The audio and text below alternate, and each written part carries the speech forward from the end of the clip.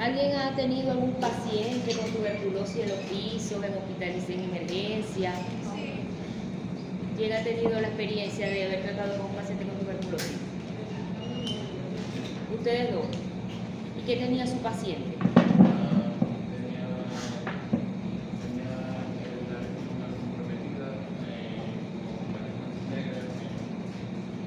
Bueno, yo creo que esa de las manchas negras te refiere que a la radiografía. Ajá, pero nosotros vemos una radiografía, primero vemos el paciente, ¿verdad? ¿Cómo se veía tu paciente? ¿Cómo era su aspecto? El paciente, el mío era como psiquiátrico.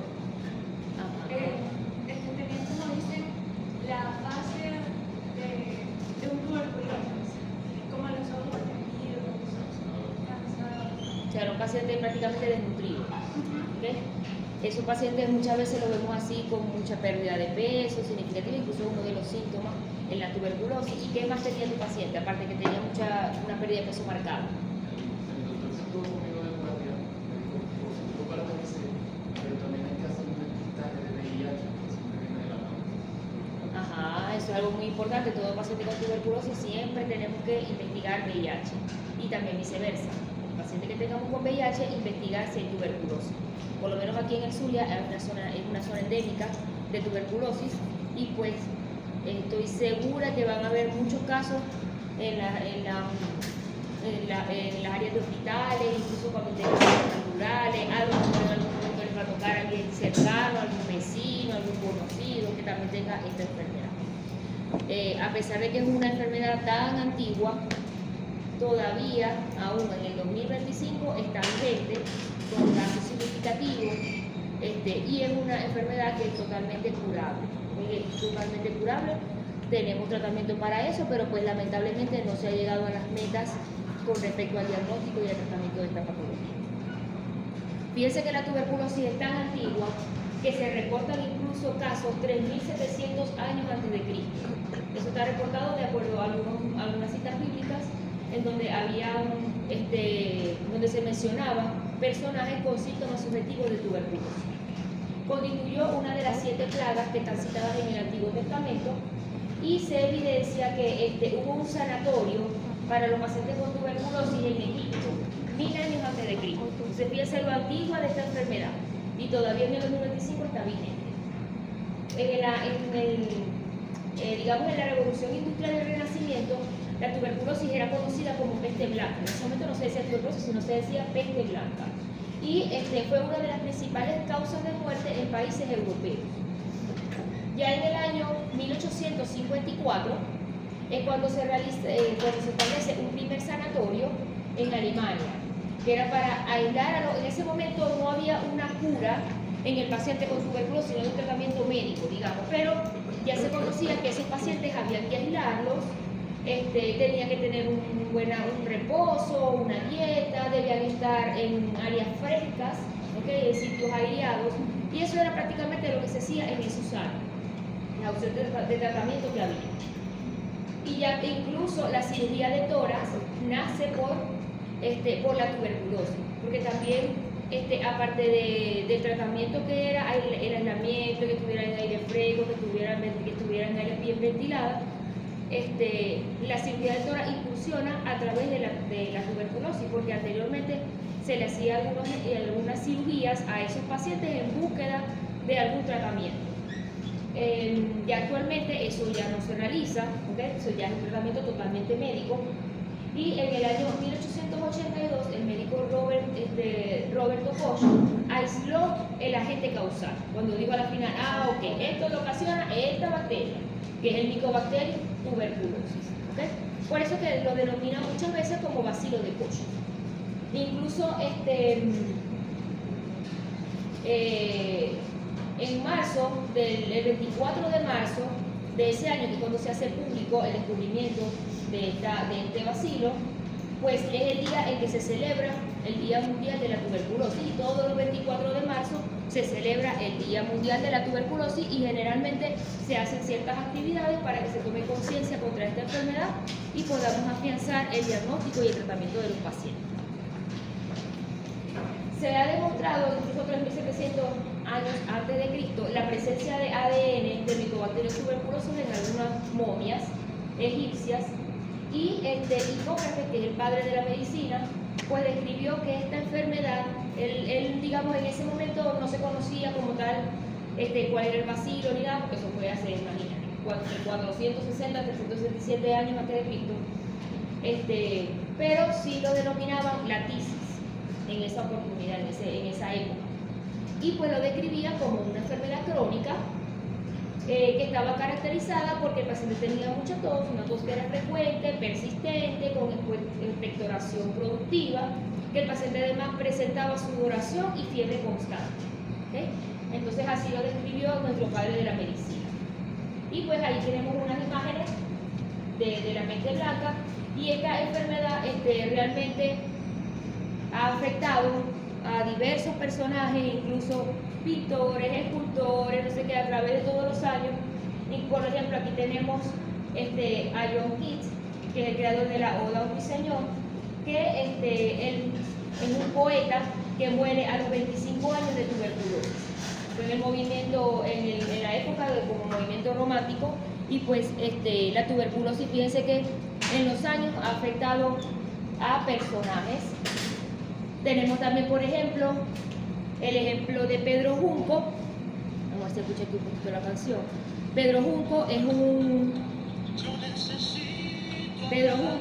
un cantautor cubano que él fue el creador, el escritor de la canción Nosotros, que ha tenido muchas versiones.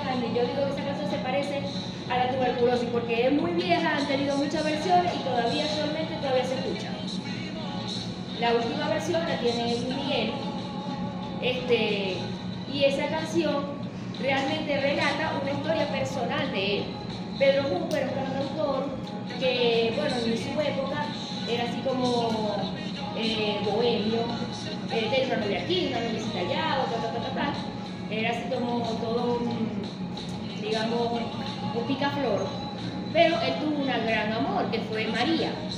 María era una muchacha también cubana, que ella era de una buena posición, digamos, de una buena familia, y ellos estaban muy enamorados, pero el papá de María no estaba de acuerdo con su relación. Y ellos, bueno, se veían escondidas, etcétera, en esa época, imagínense. Llegó un momento en que él enfermó de tuberculosis. Pedro Junco enfermó, en esa época no existía el tratamiento antuberculoso, y pues él tuvo que aislarse en un sanatorio. Pero cuando él se aísla, no pudo decirle a María que él estaba enfermo. Por eso que dentro de la canción dice: te juro que te adoro, y en nombre de este amor por tu bien te digo adiós. Por eso que muchos dicen que la tuberculosis es una enfermedad romántica, porque engloba muchas aristas dentro de la enfermedad. Y María se entera de que él estaba enfermo porque él en ese sanatorio, él escribe esta canción y le dice a un amigo: mira, María siempre escucha en la radio, por decir algo, a las 6 de la tarde, no sé. María siempre escucha el programa en la radio, canta esta canción. Y el amigo cantó la canción que él compuso, María lo escucha por la radio y hace que ella se entera que él está enfermo en ese sanatorio. Pero bueno, cuando ella llega, ya él había muerto, y pues la canción quedó para la historia. Entonces esta es una canción que es de amor, pero realmente está relacionada con esta patología que es la tuberculosis. Después la escuchan cuando le escuchan la letra ya la van a escuchar diferente. Se van a acordar de la tuberculosis. Entonces, bueno, fíjense que a nivel mundial pues hay diferentes registros de tuberculosis, y pues Venezuela evidentemente no escapa de eso, ¿ok? Para el año 93, la Organización Mundial de la Salud declara que la tuberculosis es una urgencia mundial. Después de tantos años, incluso 3.700 años de Cristo, todavía sigue siendo una urgencia mundial, declarado desde el 93. Y en Venezuela hay registros de tuberculosis a partir del año 1936. Más o menos la tendencia entre los años 41 y 50, la tasa de incidencia, que fue un poco antes del tratamiento médico que tenemos actualmente, la incidencia era de 100 casos por 100.000 habitantes, y la tasa de mortalidad de 94.6 por cada 100.000. Por supuesto, estas cifras disminuyeron significativamente después del año 1951, gracias a la creación o la introducción de las drogas antituberculosas y la creación de sanatorios en nuestra sociedad. Por lo menos aquí en Maracaibo, el sanatorio era el Hospital General del Sur. Ya eso está cerrado, realmente pues no debe haberse cerrado nunca, pero bueno, por cuestiones administrativas ya esa área no existe. Incluso el General del Sur inicia con el sanatorio antituberculoso, que es un edificio que está al ladito del edificio alto, hay un edificio que es más bajito, allí se hospitalizaban exclusivamente los pacientes con tuberculosis hasta no hace muchos años. Entonces, bueno, definimos la tuberculosis como una enfermedad infecciosa que es transmisible, porque necesitamos tener el contacto con alguien que esté enfermo, ¿okay? Es curable, usualmente tiene un curso crónico y su presentación clínica realmente es variable. ¿Por qué es variable? Porque aunque nosotros conocemos que lo más frecuente es la tuberculosis pulmonar, porque digamos que es la parte el órgano o el sistema favorito de la tuberculosis, pues podemos tener tuberculosis en cualquier órgano o en cualquier sistema, ¿ok? Y por eso su presentación va a ser diferente, porque no es igual de pronto que yo tenga una tuberculosis peritoneal o una tuberculosis benigna a una tuberculosis pulmonar. Entonces su presentación clínica, su sintomatología va a ser diferente. Esta enfermedad es producida por micobacterias que sean del complejo Mycobacterium tuberculosis, porque recuerden que dentro de las micobacterias tenemos otro complejo, ¿ok? Y hay otros, por ejemplo, como el Mycobacterium avium, Mycobacterium kansasi, que a pesar de que son micobacterias no producen tuberculosis, son micobacteriosis atípicas, micobacteriosis que producen enfermedades similares a la tuberculosis, pero que no es tuberculosis, por lo tanto el tratamiento es diferente. Y bueno, como ya les mencioné, compromete prácticamente todos los órganos, pero realmente los pulmones casi siempre son los que son más frecuentemente afectados. ¿Alguna duda hasta los momentos? Si ven que voy rápido, si necesitan que repita algo, no me importa si me dicen, doctora, ¿cómo es otra vez? Entonces les explico. Epidemiológicamente en Venezuela, a nivel mundial, para el 2021, 10.6 millones de personas contrajeron esta enfermedad y fue superior la cifra para el 2020. Y la farmacoresistencia ha ido en aumento, que eso es un grave problema que tenemos actualmente, porque a pesar de que hay tratamiento, que ustedes saben la droga, ¿cuál es el tratamiento de tuberculosis? Lo clásico. Rifampicina. Son 4 drogas ahí, farmacología, farmacología. No sé. ¿Cómo estamos en farmacología? Apenas estamos viendo antimicrobianos. Ajá, esos son antimicrobianos. Pero que apenas lo estamos viendo. Apenas empezando por la penicilina. Qué excusa. Ok, tenemos las 4 drogas clásicas que son isoniazida, rifampicina, piracinamida, etambutol, isoniazida, rifampicina, piracinamida y etambutol. Esas son las 4 drogas clásicas en el tratamiento de la tuberculosis, a pesar de que ya tienen muchos años, pues son bastante efectivas para el tratamiento y curan a los pacientes, pero en los últimos años han habido aumentos de resistencia a estos antimicrobianos, ¿okay? Y pues las investigaciones están en búsqueda de nuevos tratamientos para atacar sobre todo a esta población resistente. Actualmente ya también tenemos medicamentos que se utilizan para los pacientes resistentes, también con un alto éxito de curación, pero bueno, eso también hace un poquito más cuesta arriba lo que es la parte terapéutica de esos pacientes. Y todavía, en pleno 2025, que tenemos tratamiento, tenemos cómo hacer diagnóstico, todavía se nos siguen muriendo pacientes por tuberculosis. La incidencia, fíjense que lo que tienen el verde más oscuro son los países que tienen más alta incidencia a nivel mundial. Los países africanos tienen más incidencia. Digamos que Venezuela tiene una incidencia, eso es según el reporte epidemiológico. Nosotros aquí tampoco tenemos como que un registro, digamos, 100% efectivo, porque hay muchos pacientes que están por ahí por la calle, no tienen diagnóstico y eso no tiene registro. O pacientes que lo tienen, no se registraron, nunca se hicieron los exámenes, los laboratorios, etcétera, y por lo tanto no caen dentro de esta causística, de esta data. Pero fíjense que Venezuela tiene allí aparentemente una incidencia intermedia, ¿ok?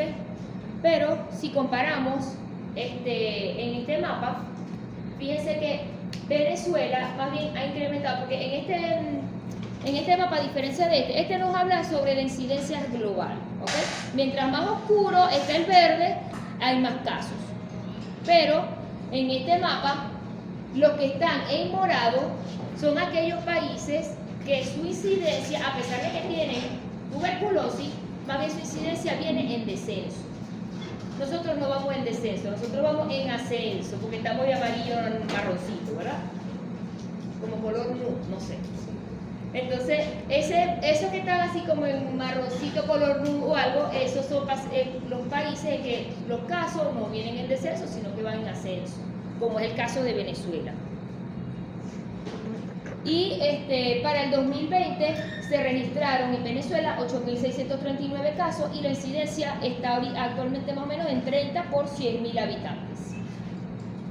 Este es un último reporte que se hizo para el 2022. Fíjense que la incidencia en tuberculosis fueron 33 por 100.000 habitantes para el 2018. Aparentemente hubo un descenso en los años de pandemia, sobre todo 2020, 2021. Ese descenso, pues algunos dicen que es relativo porque muchas veces no se hizo diagnóstico. Como estábamos en un plan especial de pandemia, pues prácticamente todos los que venían con síntomas respiratorios de se decían, no, eso es COVID, y vayan para la casa. Entonces muchas veces no se hicieron denuncias de esos pacientes, pero fíjense que ya para el 2022 la incidencia pues más bien en aumento, 35 por 100.000 habitantes. Y hay muchos que fallecen, como dijeron por allá, ¿verdad?, asociados a VIH. Entonces siempre es importante hacer el diagnóstico o hacer la pesquisa de VIH en los pacientes que se le diagnostica tuberculosis y viceversa. Como toda enfermedad infecciosa, la tuberculosis tiene una cadena epidemiológica. ¿Bien? Entonces, dentro de esa cadena epidemiológica vamos a ver cuáles son. Tiene que tener un agente causal, que es el que produce la enfermedad. Vamos a ver cuál es su reservorio y fuente de infección, donde se aloja el microorganismo, el mecanismo de transmisión y cuáles son los huéspedes que son susceptibles a enfermar. ¿Okay? Y ya con estos datos cumplimos con la cadena epidemiológica de la enfermedad. Para empezar, bueno, ya sabemos que el agente causal, ya lo mencionamos, pertenece a las micobacterias del orden actinomycetal y es un bacilo, no es porulado, es inmóvil y es aerobio estricto. Tiene una propiedad de ácido alcohol resistente, que por eso es que pues, se tiñe de color rojo brillante con las coloraciones. No produce toxinas y tiene un crecimiento lento, muy lento, de 3 a 8 semanas. Por eso que cuando nosotros pedimos un cultivo para micobacterias, no es como cuando pedimos un cultivo de esposo que se tarda 5 días, máximo una semana. El cultivo de micobacterias puede salir el reporte en 2 meses, mes y medio, 2 meses, ¿ok? Que es lo que se tarda esa bacteria en crecer. Necesita un buen pH y la presencia de oxígeno para su replicación. Por eso es que digamos que los sitios favoritos a nivel pulmonar son las áreas más aireadas del pulmón y casi siempre busca los vértices o los lóbulos superiores o el apical del inferior, que también está hacia arriba y tiene más aireación. Aquí tenemos la clasificación de las micobacterias. Fíjense que tenemos diferentes complejos. Tenemos el complejo Mycobacterium tuberculosis, pero tenemos también otras micobacterias como lepra, micobacterias no tuberculosas. Dentro de esas tenemos el Abius, Capsaicin, ¿ok? Y micobacterias que no son patógenas. Las que producen tuberculosis son las que están en verde. ¿Okay? Si yo mando a hacer un cultivo para micobacterias y el cultivo para micobacterias me reporta Mycobacterium microti.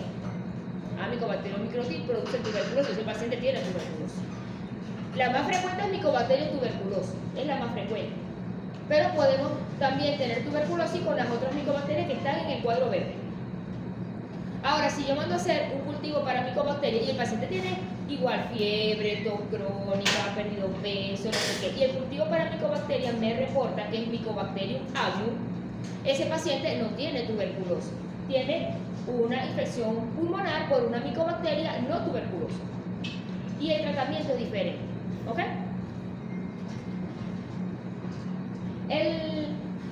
Hablando del reservorio y fuente de infección, bueno, ya ustedes han visto algo ustedes vieron microbiología, ¿verdad?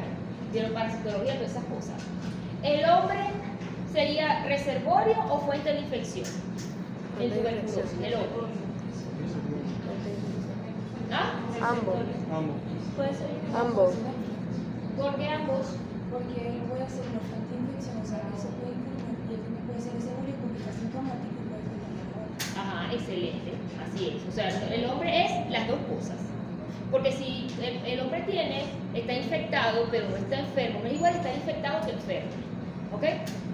Si yo estoy infectada y no tengo síntomas, no tengo lesiones pulmonares, no tengo nada, pues de pronto tengo la bacteria allí dormida, o el bacilo dormido, pero no estoy infectando. Entonces, en ese momento el hombre sería reservorio. Pero en el momento en que el hombre se enferma, que ya empieza a tener síntomas, cavidades de nivel pulmonar, tiene tos, expectoración, entonces él pasa a ser una fuente de infección porque va a infectar a otros. ¿Bien? Los animales en general también pueden tener la micobacteria, pero ellos casi siempre actúan como reservorio, tienen muy poca capacidad de contagiar. Entonces el hombre puede ser ambos, tanto reservorio cuando está infectado, pero no tiene síntomas de la enfermedad, o cuando ya está enfermo, constituye una fuente de infección para los demás. Y el mecanismo de transmisión, el principal es la vía aerógena. ¿Cómo nos contagiamos? A través de alguien que tenga lesiones en el pulmón, que sea bacilífero, es decir, que tenga tos con expectoración, que su baciloscopia esté positiva, que tenga un BK positivo, ¿ok? Ese paciente, cuando tose, habla, se ríe, etcétera, va a haber microgotas a nivel del ambiente, y ese contacto continuo con ese paciente hace que entonces la persona sana se infecte. Fíjense que a nivel a manera de curiosidad, digamos que las microgotas que son más pequeñitas son las que realmente infectan al otro individuo, porque son las que llegan a la región alveolar.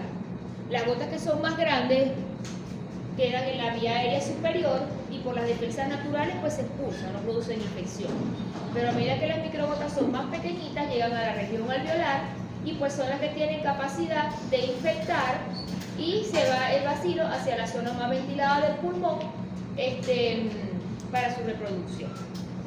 Hay otros mecanismos de transmisión que también están descritos, como la vía digestiva, la vía urogenital, la cutáneo-mucosa y la transplacentaria. Estas son menos frecuentes, pero digamos que después de la vía aerógena, la otra frecuente sería la vía digestiva. Esa la podemos ver sobre todo en zonas rurales. Por ejemplo, si tenemos un bovino, una vaca que está infectada por micobacteria y de pronto el que ordeña la vaca se toma la leche sin hervir, pues entonces se puede infectar a través de la vía intestinal. En esos casos es más frecuente conseguir la Mycobacterium bovis, que es la que más del ganado bovino, y pues producir entonces incluso tuberculosis de la vía digestiva.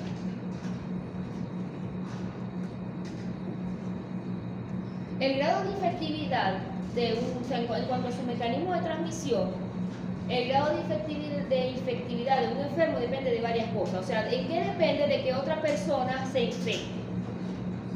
Número uno, del grado de extensión de la enfermedad. ¿Qué quiere decir? Si yo estoy enferma y yo tengo cavernas en mis pulmones y yo me hice un BK y el BK tiene una cruz, dos cruces, o sea, está positivo mi BK, yo puedo infectar al otro. ¿Ok? A diferencia de, por ejemplo, si yo tengo tuberculosis y no tengo lesiones en el pulmón, sino que tengo un derrame pleural por tuberculosis, eso está fuera del pulmón, ¿verdad? A pesar de que yo tengo tuberculosis, yo no estoy expulsando bacilos al ambiente, porque eso está en la pleura. ¿Okay? No hay un contacto con la vía, con el exterior. Entonces esa persona no va a contagiar a los demás. Entonces, ¿quién infecta más? Ese paciente que está enfermo, que tiene un BK positivo y que tiene cavernas en su radiografía. Ese es el que más infecta. Es por eso que también los niños, prácticamente ellos no infectan al adulto. Porque los niños, como es una prima infección tuberculosa, ellos no hacen caverna. Ellos hacen un infiltrado inflamatorio como si fuera una neumonía, pero no tienen cavernas, entonces el bacilo no va hacia el exterior. Siempre que hay un niño enfermo, y casi siempre los niños tienen BK negativos, casi siempre. ¿Okay? Algunos casos no, pero casi siempre tienen BK negativos, y si tienen BK negativos con un proceso neumónico, ellos no van a contagiar al otro. Pero siempre detrás de todo niño con tuberculosis tenemos que buscar el adulto tosedor, porque ese niño sí se contagió de un adulto. ¿Ok?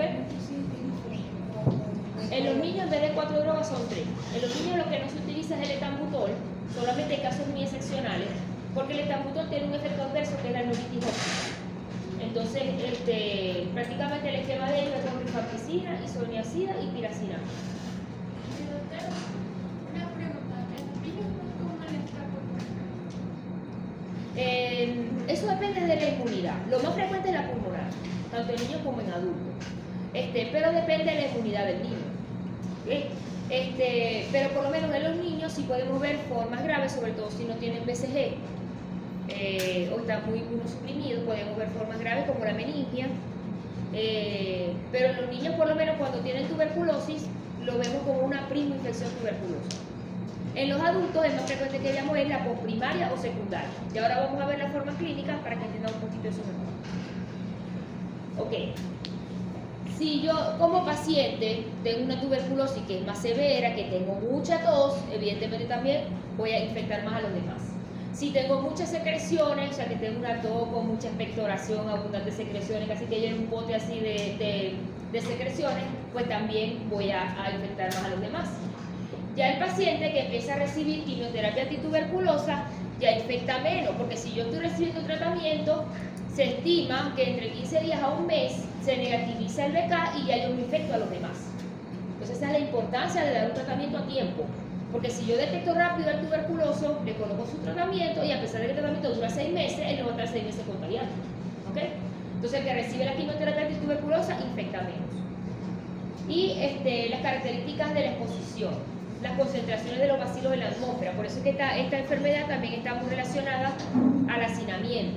En áreas donde hay hacinamiento, lo vemos mucho en nuestro medio, en los presos, los que están privados de libertad.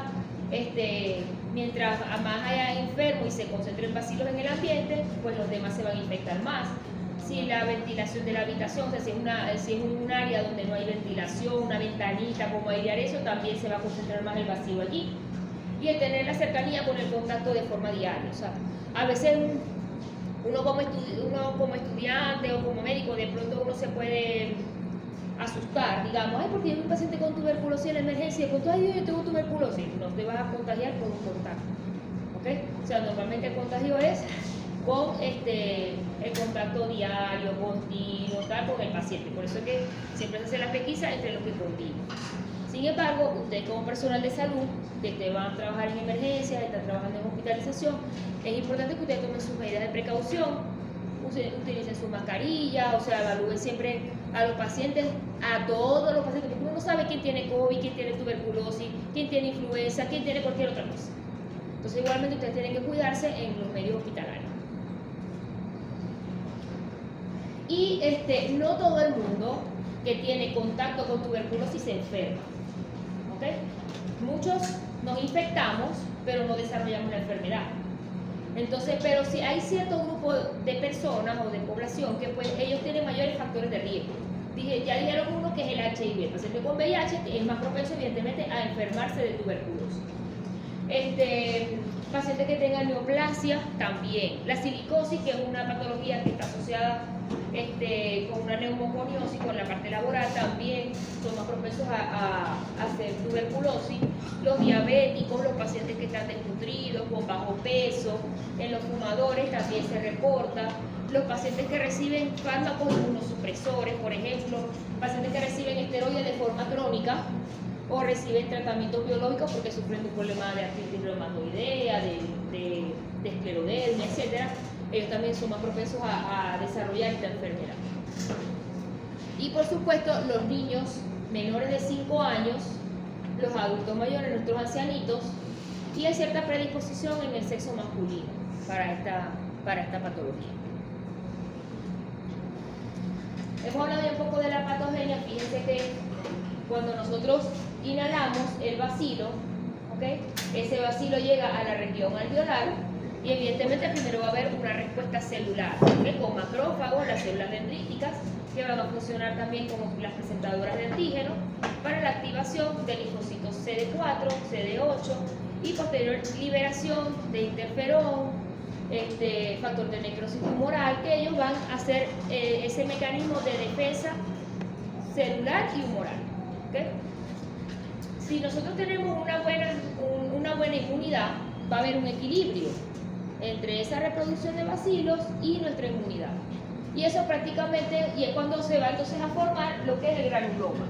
¿Okay? Toda esa defensa va a bordear esos bacilos y se va a formar un granuloma y eso queda allí.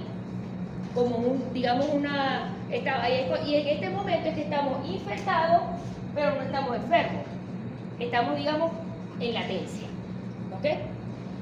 Si en algún momento ocurre un desequilibrio de esa inmunidad y bacilos, bien sea porque estuvimos sometidos a mucho estrés, nos dio VIH, diabetes, nos estamos alimentando mal, etc. Ese desequilibrio hace que entonces pierda nuestro sistema inmunológico, se libere el bacilo, se reproduzca nuevamente y produzcan entonces lesiones que pueden ser en pulmón o pueden ser incluso en otro órgano. ¿Ok? Y fíjense que cuando nos infectamos por tuberculosis, si hay una buena inmunidad, podemos hacer lo que es el granuloma, que ya lo mencionamos, ¿ok? Pero en algunos casos no se forma ese granuloma, sino que el bacilo pasa de largo y se disemina por vía hemática o por vía linfática hacia otros órganos, y es cuando vemos la extrapulmonar. Por eso que a veces, de pronto, la primoinfección tuberculosa también la podemos ver sin lesiones en los pulmones. O sea, por ejemplo, podemos tener una meningoencefalitis por tuberculosis y vemos la radiografía y no tiene infiltrado. ¿Y a qué se debe eso? El bacilo entró por vía respiratoria, pero no hizo el granuloma, no hizo infección pulmonar, sino que pasó de largo, teníamos una baja inmunidad. Puede ser de pronto porque tenga VIH, porque tenga alguna patología que esté inmunosuprimido, o de pronto en los niños, ¿ok? Que todavía tienen un sistema inmunológico más inmaduro, y pues entonces eso pasa de largo y por vía hemática o vía linfática pues se disemina a otros órganos. Puede ser en pleura, puede ser en ganglios, que lo mismo la ganglionaria más frecuente, puede ser a nivel cerebral, peritoneo, urogenital, etc. ¿Okay? Y fíjense que cuando tenemos el contacto inicial con el Mycobacterium tuberculosis, este tema me gusta porque nos ayuda a entender lo que es la diferencia entre la primoinfección y la primoinfección tuberculosa o la TBC primaria y la postprimaria. Fíjense, cuando nosotros tenemos contacto con la micobacteria, ocurre lo que es la primoinfección tuberculosa. Es como que nuestra presentación ante el bacilo.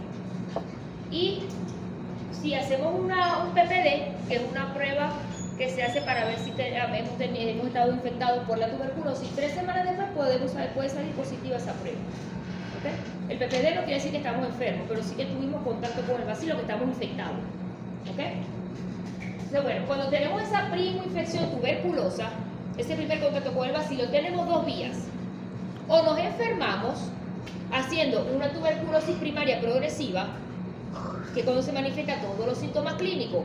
En la primoinfección tuberculosa, por ejemplo, si se manifiesta a nivel pulmonar, lo vamos a ver como si fuera una neumonía, no vamos a ver las cavernas. Vamos a ver un infiltrado como si fuera una neumonía. ¿Ok? ¿Y cómo diferencia? ¿Ah? ¿Cómo diferencia? O sea, aparte de la o sea, que el tratamiento es diferente cuando aparece neumonía que tenga el carácter. No, el tratamiento es el mismo. De la tuberculosis primaria y postprimaria el tratamiento es el mismo. Pero por lo menos, si yo tengo...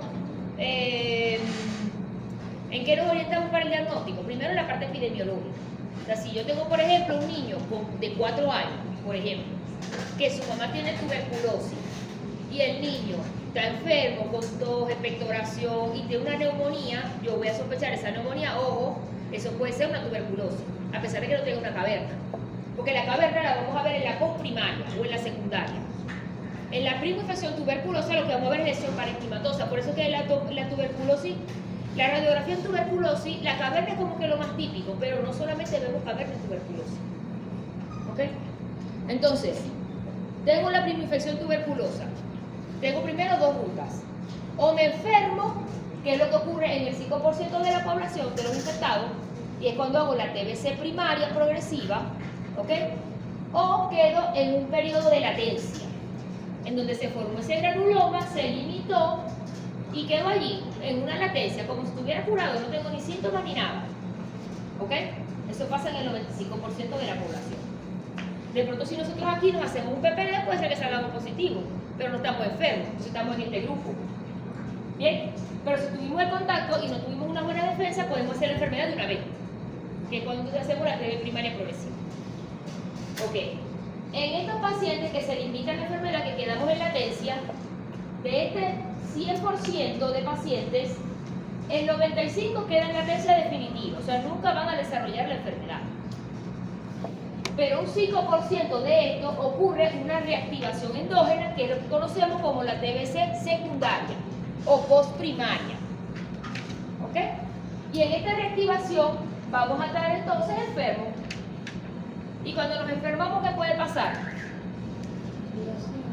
O nos curamos a través del tratamiento, algunos se han curado de forma espontánea, se cronifica la enfermedad o nos morimos. ¿Verdad? Una de las tres. Entonces, ¿entendieron esto? Sí. Solo una pregunta, la enfermedad de lactancia definitiva, ¿debe recibir una terapia? Dependiendo. Si no hay ningún factor de riesgo, no hace falta tratamiento.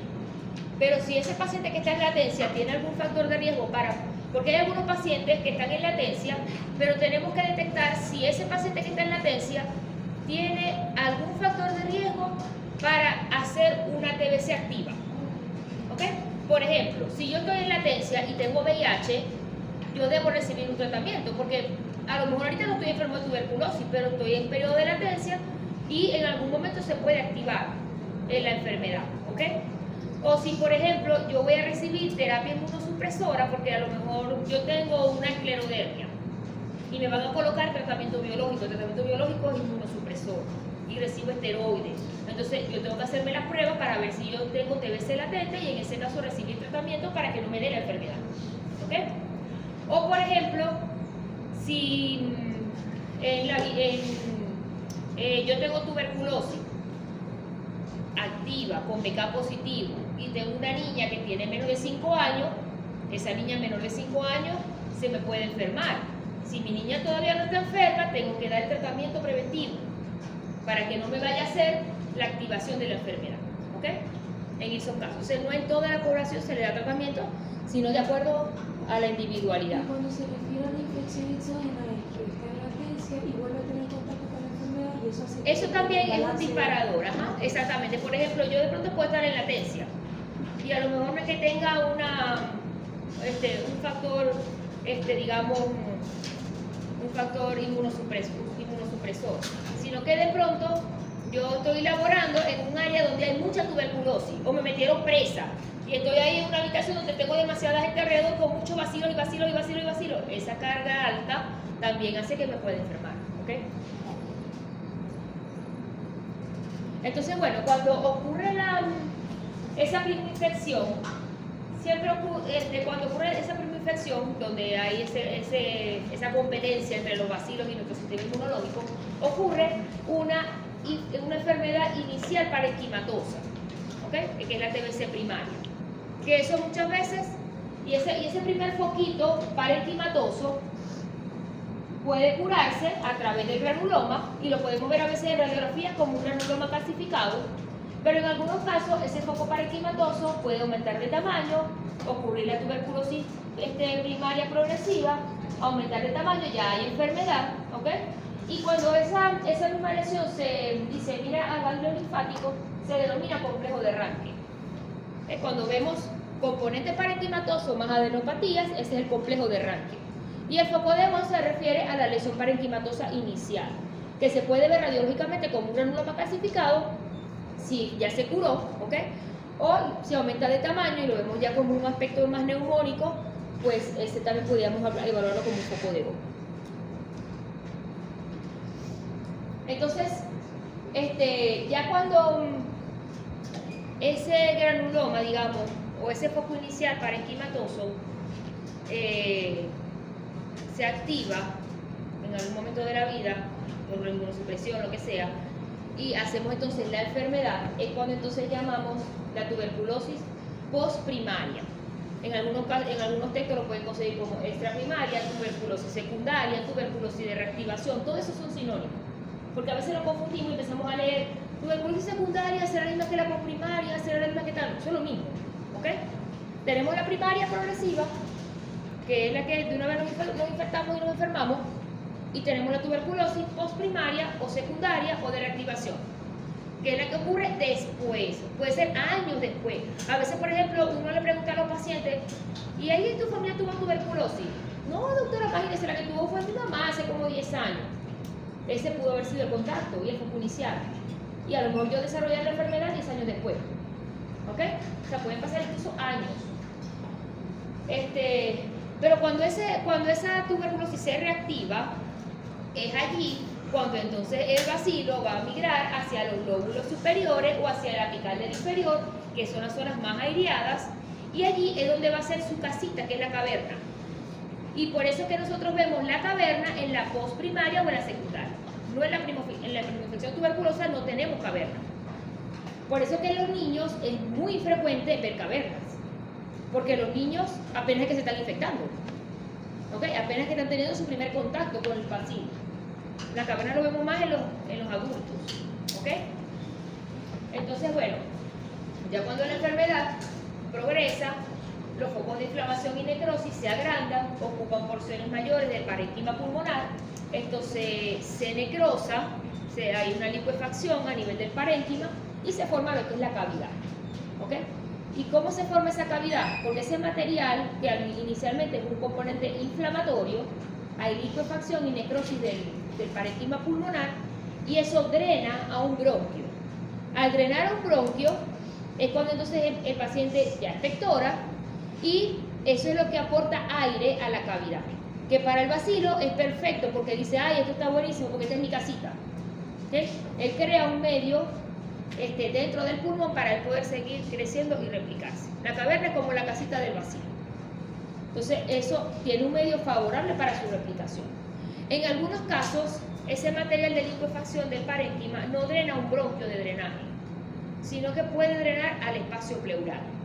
Y cuando drena al espacio pleural es cuando se produce lo que es el empiema tuberculoso. Entonces vemos lesiones pulmonares con derrame pleural, se le hace una toracocentesis al paciente y el material es purulento. ¿Ok? Y es rico en bacilo, en ese caso, ese derrame sí es rico en bacilo, porque viene de lesiones pulmonares. A diferencia de cuando tenemos una tuberculosis pleural, que también produce derrame, pero no es purulento, no es rico en bacilo, sino que eso fue una que se fue de vía larga hasta la cordial linfática, hasta pleura, o hematógena hasta pleura, y allí hizo sus lesiones. ¿Okay? ¿Sí entendieron eso? Sí. No. No, a ver.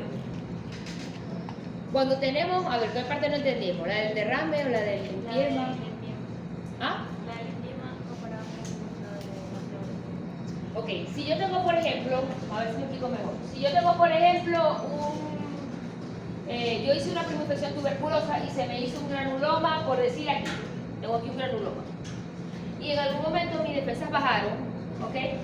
Y ya se liberaron los bacilos por vía hematógena, vía linfática. Esos bacilos se van hacia dónde? Hacia las áreas más ventiladas del pulmón, que sería el lóbulo superior y el apical del inferior. Son las áreas más ventiladas del pulmón. Allí empieza lo que es una reacción inflamatoria y se inflama el parénquima. ¿Ok? Y inicialmente vamos a ver la radiografía como un patrón alveolar, como si fueran unas nubecitas allí de color blanco. Entonces lo vamos a ver, un parénquima que está inflamado, pero después ese parénquima se necrosa. ¿Okay? Se necrosa, hay licuefacción del parénquima y esa licuefacción tiene que ir por algún lado. En algunos casos, que es lo más frecuente, es que drena a un bronquio adyacente. Al drenar a un bronquio, ¿qué es lo que tiene el bronquio adentro? ¿Qué tiene un bronquio adentro? Aire. Entonces, si ese material de licuefacción drena el bronquio, ¿qué me va a entrar aquí en este espacio? Aire. Y ese aire es por eso que nosotros vemos la caverna y vemos que adentro tiene aire. Es negrito. Como dijeron por allá, se ven unas cositas negras en la radiografía. Vemos que hay aire adentro de esa cavidad, porque lo está aportando el bronquio de drenaje a donde se drenó ese material. ¿Ok? Y ahí vemos la caverna. Pero en algunos casos, de pronto hacia lo mejor se me hizo la caverna muy aquí cerquita, aquí hacia la parte externa, a lo mejor no me drenó un bronquio de drenaje, sino que puede drenar al espacio pleural. Y todo ese material purulento de licuefacción no va a drenar al bronquio, sino que va a drenar aquí este espacio y se forma un derrame pleural, que ya sería purulento, ¿ok? Porque viene de una cavidad, y es cuando se forma entonces el empiema tuberculoso. ¿Sí entendieron ahí? Hasta ahí vamos bien, ¿verdad? Pero el empiema tuberculoso, como el material viene de una cavidad, es rico en bacilo. O sea, yo tomo una muestra de ese líquido y me va a salir los beta positivos, el material es purulento, etc. Pero no puedo confundir entre el empiema tuberculoso y la TBC pleural por una primoinfección, por ejemplo. Porque si yo, por ejemplo, hice un foco inicial, me inhalé el bacilo y pasó de largo y se fue por vía hematógena linfática y lo que hizo fue no colonizar el pulmón sino a nivel de pleura y se empezó a acumular líquido, ¿ok? Eso es un derrame pleural por tuberculosis también, pero ese líquido no es purulento, es como amarillo, puede ser serofibrinoso, ¿ok? No es rico en bacilo, más bien es un líquido pausibacilar, se hacen otros métodos diagnósticos. Prácticamente no voy a tener lesiones pulmonares porque es algo que está fuera del pulmón. ¿Okay? A pesar de que está en el tórax, es extrapulmonar. ¿Bien? Entonces, esa es la diferencia entre el derrame pleural, que fue una TBC pleural sola, a cuando es un empiema tuberculoso que ya se desarrolla en porque una caverna drenó a o el material de una cavidad drenó a la pleura. ¿Sí ya vieron la diferencia? Sí. ¿Seguro? Bueno, pero va a decir el examen, no, eso no entendí. ¿Ah? Vaya. ¿Cuál parte? La TBC pleural puede ser una primoinfección o puede ser posprimaria. Casi siempre es más por una primoinfección, casi siempre. ¿Ok? La TBC pleural casi siempre es por primoinfección tuberculosa, casi siempre, porque no hay lesiones pulmonares, sino que las lesiones, el bacilo se ubicó fue en la pleura. ¿Y cómo llegó el bacilo a la pleura? Bueno, igualito como llega a cualquier órgano extrapulmonar. Se inhaló, se pasó de largo por vía hematógena y linfática, no hizo lesiones en el pulmón, sino que por vía hematógena o linfática llegó a la pleura. Y ahí en la pleura fue que se reprodujo, hizo allí sus lesiones y cuando la pleura está enferma, inflamada, llora y se produce líquido. ¿Ok? Que es un exudado en ese caso.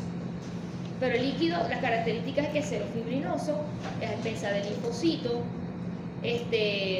y es pausibacilar, o sea, casi no se le hace el líquido y lo beca casi siempre sale negativo. ¿Bien? Por eso que se utiliza otros métodos diagnósticos como el ADA, o hay que hacer biopsia pleural para verificar que sea una TB pleural. ¿Ya? ¿Entendieron? Sí. Ok. Entonces fíjense que en la TBC posprimaria, bueno, lo que estábamos hablando, ocurre una liquefacción del material gaseoso, de este proceso inflamatorio a nivel del parénquima, y se produce lo que es la cavidad.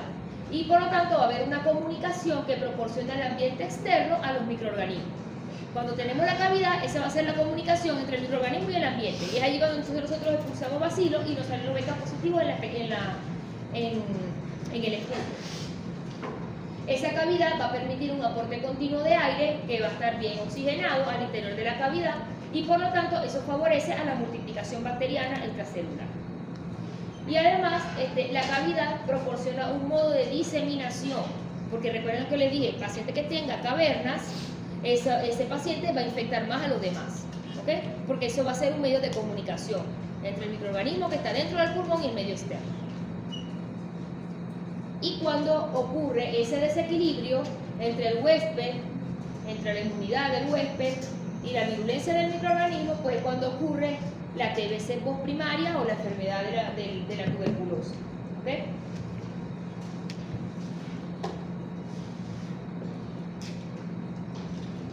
La TBC miliar es una forma de tuberculosis que se da por diseminación del microorganismo por vía linfática o hemática, casi siempre en una primoinfección tuberculosa. Es muy grave, es una forma muy grave de tuberculosis, porque ya allí está el bacilo, o sea, el bacilo entró, no produjo como tal la infección tuberculosa a nivel pulmonar, sino que pasó de largo por vía linfática y hemática, no se alojó en un solo órgano, sino que se aloja, hay diseminación a varios.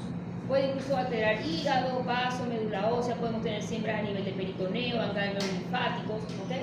Es una forma de tuberculosis que es diseminada, es de mal pronóstico, está relacionada con inmunodeficiencia severa, y fíjense que se da sobre todo por ausencia de respuesta celular. No es tanto una TBC reactiva, sino que más bien es no reactiva, o sea, una primaria, en su gran mayoría de los casos. y se debe casi siempre a inmunosupresión. Entonces, bueno, en las manifestaciones clínicas de la tuberculosis es muy importante que nosotros sepamos identificar lo que es un sintomático respiratorio. ¿Qué es el paciente sintomático respiratorio? Tiene disnea, tos, expectoración. Tos de la garganta, presenta expectoración constante, puede presentar un tipo de expectoración constante. Porque le dan respuesta. Porque uno dice, bueno, sintomático respiratorio, bueno, que tenga síntomas respiratorios, será todo disnea o algo, ¿verdad? Bueno, realmente en la definición de sintomático respiratorio es todo paciente que tenga tos productiva o no. O sea, puede ser productiva o no. Puede ser con hemoptisis o no. ¿Ok? Entonces puede un paciente que tenga tos productiva o no de más de 15 días de evolución. Ese es el paciente sintomático respiratorio, independientemente de la disnea, de los demás. No, eso no va en el concepto. ¿Okay? Entonces, sintomático respiratorio es todo paciente que tenga tos productiva o no productiva de más de 15 días de evolución. ¿Y por qué es importante que yo reconozca eso? Porque en tuberculosis, a todo paciente sintomático respiratorio debo pedir la vaciloscopia. ¿Okay? Sospechar por lo menos de tuberculosis, indagar sobre la enfermedad y pedir los estudios pertinentes para verificar si el paciente está enfermo de tuberculosis o no. Hemos tenido muchos pacientes que con esto del COVID, no, que yo tuve COVID en marzo y después me dio COVID otra vez en abril y después me dio COVID en junio y después me dio COVID en agosto y llegó a diciembre y todavía tengo COVID porque sigo tosiendo y lo que va a ver que COVID es tuberculosis. Entonces ese paciente que tose y ya tiene más de 15 días, tenemos que pedir los estudios para tuberculosis o por lo menos hacer la pesquisa. Vamos a evaluar a ese paciente, vamos a hacer una radiografía del tórax, vamos a ver si tiene tuberculosis. Tenemos que tener contacto con tuberculosis y sobre todo en nuestro medio, ¿okay? Que somos zona endémica. Pero la tuberculosis puede tener diferentes presentaciones clínicas, porque la tuberculosis no es solamente a nivel pulmonar. Y la tuberculosis se puede manifestar clínicamente dependiendo de la forma clínica que tenga el paciente. Por ejemplo, en una infección o en una primoinfección tuberculosa o en la tuberculosis primaria, mis manifestaciones clínicas van a variar dependiendo si tengo una tuberculosis en el pulmón o la tengo extrapulmonar. ¿Ok? Si yo tengo una tuberculosis primaria en el pulmón, ¿qué voy a tener? Tos, expectoración, de pronto su pérdida de peso, fiebre, etc. Pero si yo tengo una tuberculosis meningia, por ejemplo, voy a tener signos de rigidez de nuca, cefalea, fiebre, puedo tener alteraciones de algunos pares craneales, ¿ok? Si tengo una tuberculosis a nivel peritoneal, de pronto voy a tener dolor abdominal, aumento del volumen abdominal por ascitis, a lo mejor me van a operar porque creen que es una apendicitis y a lo que van a abrir a la broma es una tuberculosis peritoneal, ¿ok? Entonces las manifestaciones clínicas van a variar. En la tuberculosis latente, el paciente va a estar asintomático, porque en la latencia el paciente está infectado pero no está enfermo, entonces allí no tiene síntomas. Y en la tuberculosis, cuando hay enfermedad, bien sea, bueno, la primera que ya mencionamos, en la de reactivación, que serían las secundarias, también va a variar los síntomas dependiendo del órgano donde se ubique. Y tenemos también formas clínicas de acuerdo a la secuela, porque hay pacientes que han tenido tuberculosis y pues posterior a tratamientos, ellos pueden quedar con secuelas pulmonares y desarrollar síntomas respiratorios también crónicos. Las manifestaciones en la tuberculosis primaria, que es más frecuente, como es la tuberculosis primaria, recuerden que se da en individuos que apenas están teniendo su primer contacto con el bacilo, que no tenían una buena inmunidad y se enfermaron de una vez. Entonces, en ese paciente con tuberculosis primaria, en nuestro medio que tenemos tanta TBC, es más frecuente verlo en pacientes jóvenes, ¿ok? Lo vemos más que todo en niños, de pronto adolescentes, es donde vemos más esta patología de TBC primaria. A diferencia, por ejemplo, de pronto, no sé, Norteamérica, en Estados Unidos, que la incidencia es menor, es mucho más baja de tuberculosis, a lo mejor vemos una forma primaria en un paciente de 60 años. O a lo mejor se vino por allá un gringo a hacer aquí turismo y de pronto le dio una tuberculosis primaria a los 60 años, porque nunca había tenido contacto con el bacilo. No, que nosotros estamos curtidos. Nosotros tenemos lo que hemos tenido ya todos montados en los buses, ruta 6, no sé qué, ay no, ya contacto todo el mundo con el bacilo, hacemos PP, estamos todos positivos, inmunes, somos una coraza. Entonces, por eso que nosotros vemos más la primaria. Y en nuestra población, ¿quiénes hacen más la primaria? Sobre todo la gente joven, porque cuando apenas tienen el primer contacto con el básico. Entonces, lo vemos frecuentemente, la primaria, en pacientes jóvenes, lo que tengan una reciente conversión de tuberculina. Por ejemplo, si yo me hice un PP de ahorita y estoy negativa, a la vez que después me hice otra positiva, quiere decir que tuve un contacto inicial reciente. Cuando hay adenopatías, eso es más subjetivo de una TB primaria, porque ya en la TB primaria pues hay más adenopatías que pueden ser a nivel del mediastino, ¿ok? Y pues los síntomas, fiebre, tos, pérdida de peso, puede haber hemoptisis, diaforesis, dolor torácico. Y en los casos de diseminación extratorácica, por ejemplo, cuando hay alteración de la meninge, que es una también de peor pronóstico, cuando ahí tengo una meningitis por tuberculosis, pues ya son manifestaciones extrapulmonares. Y la primaria, cuando ocurre meninge, casi siempre es de una, digamos, cuando la tuberculosis ocurre a nivel meninge del sistema nervioso central, a nivel del sistema nervioso central, casi siempre es por una TB primaria. Por eso que en los niños es muy importante, cuando ustedes estén haciendo sus rurales y ustedes vean que, por ejemplo, viene la paciente y tiene tuberculosis con BK positivo y todo, pregunten por sus hijos. Porque muchas veces todos esos niños que esa paciente tiene, que tengan menos de 5 años, deben recibir tratamiento profiláctico si no están enfermos los niños. Porque a veces nos enfocamos solamente en el enfermo. No, el enfermo es la mamá, vamos a darle tratamiento a la mamá. Pero la broma, no nos importó el bebé. Y el niño, de pronto la señora estaba amamantando y después llegó el muchachito allá a la emergencia de pediatría con una meningitis por tuberculosis. Y eso sí es grave, ¿ok? Entonces es importante que a todos los niños se les dé su tratamiento profiláctico. En la postprimaria, los síntomas incluso son más crónicos en comparación con la primaria, ¿ok? Tienden a ser más crónicos. La primaria es más aguda, la postprimaria casi siempre es más crónica. El paciente tiene más fatiga, anorexia, de pronto ese paciente que iba allá, la compañera de la emergencia que dice que estaba caquéxico, con una fase ahí, y dice fase de tuberculosis. Bueno, yo no había visto esa fase, pero realmente a veces uno lo ve caminando y dice, parece que tiene tuberculosis. Porque son pacientes que están bastante decaídos, pueden tener anemia, están desnutridos, tienen mucha fatiga, debilidad muscular, pérdida de peso. La fiebre es muy característica en tuberculosis en el sentido de que es una fiebre, puede ser fiebre o febrícula, porque no son temperaturas muy altas y casi siempre es vespertina. El paciente muchas veces manifiesta que le da como un fogaje después de las 5 de la tarde. ¿Okay? En algunos casos puede haber escalofrío, la sudoración nocturna, tos, puede o no tener hemoptisis, dolor torácico. En algunos casos, cuando hay compromiso laringio, puede el paciente cruzar con disfonía, cuando hay TB laringea, disnea, ya en casos donde hay más compromiso a nivel parenquimatoso. Y otros de los síntomas pueden ser dolor abdominal o cefalea, ya dependiendo si hay compromiso meningio, peritoneal, etc. Al examen físico, fíjense que a la ocultación podemos ocultar cualquier ruido, puede haber crepitantes, pueden haber rojos, pueden haber sibilantes, de pronto no ocultamos nada, ¿ok? Ningún agregado. Y ya en casos extrapulmonares podemos tener hepatosplenomegalia, podemos ver si hay adenopatía. Y fíjense que en las formas extrapulmonares las podemos tener en diferentes sistemas. Puede desarrollarse de diferentes maneras. Y cuando ustedes tengan un paciente que ustedes no saben qué es lo que tiene, ¿verdad? Este paciente es un cacho, que no se sabe qué es lo que es, piensen en tuberculosis, porque la tuberculosis es la gran simuladora de las enfermedades. Porque a veces pensamos que tuberculosis nada más tos, pérdida de peso, tal, ese paciente que se ve como si tuviera tuberculosis, como dijeron por allá, la fase tuberculosa, vamos a poner el equipo.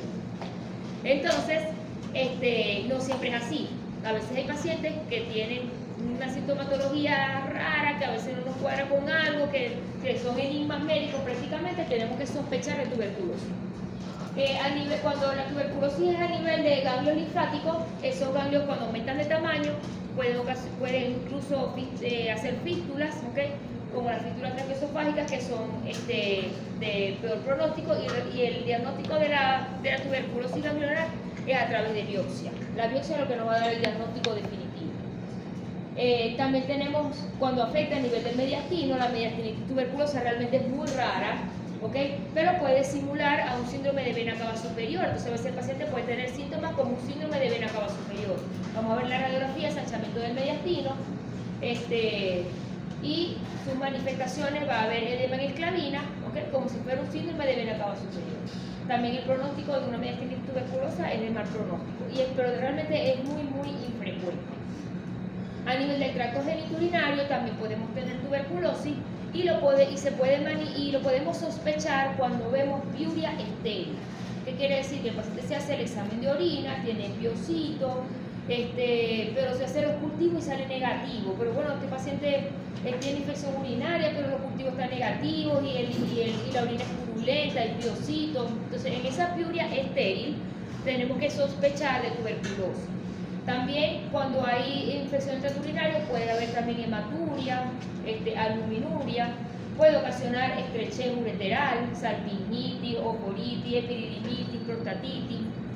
No hace mucho tuvimos un caso en el universitario de un paciente que fue operado de próstata y tenía trastornos, digamos, después de la cirugía, quedó con trastornos urinarios, inflamación pélvica, etc. Y lo tuvieron que volver a reintervenir.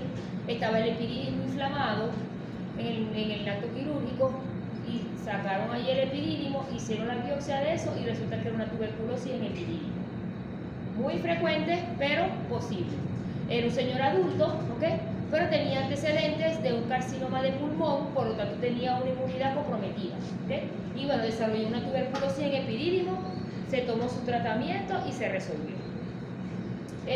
A nivel de huesos y articulaciones, también la tuberculosis puede llegar ahí, porque a veces dicen, bueno, lo que quieren ser traumatología, no, yo voy a hacer traumatología, también le va a tocar ver tuberculosis.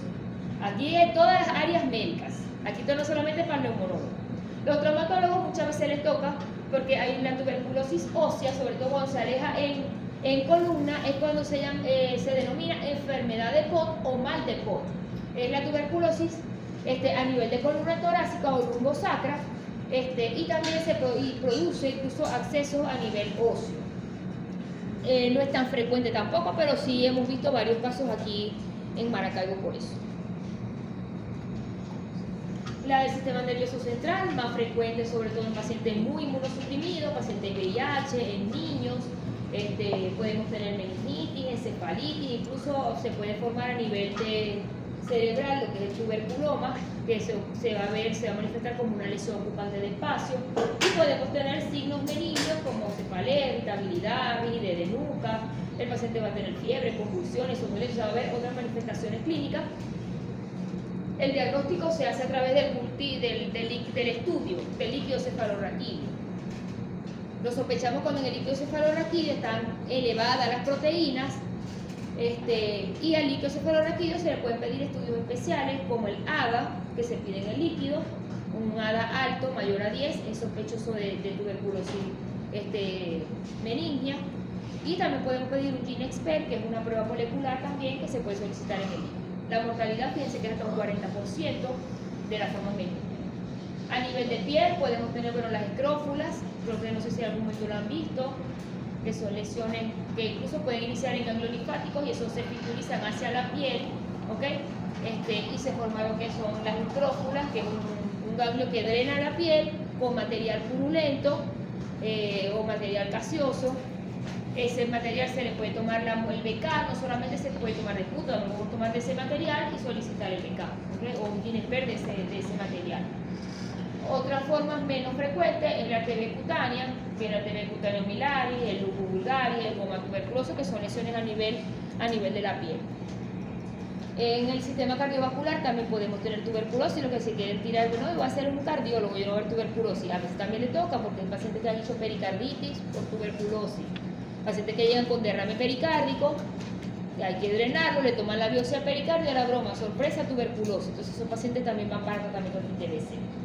Y a nivel del sistema digestivo, también con cierta frecuencia, lo podemos ver en el 4%, pueden tener hemorragias digestivas, pueden haber acceso perianal, isquiorectal.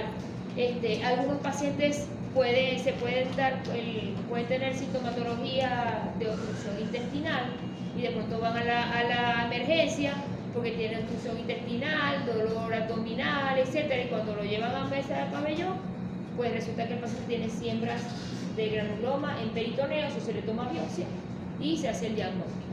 ¿Okay?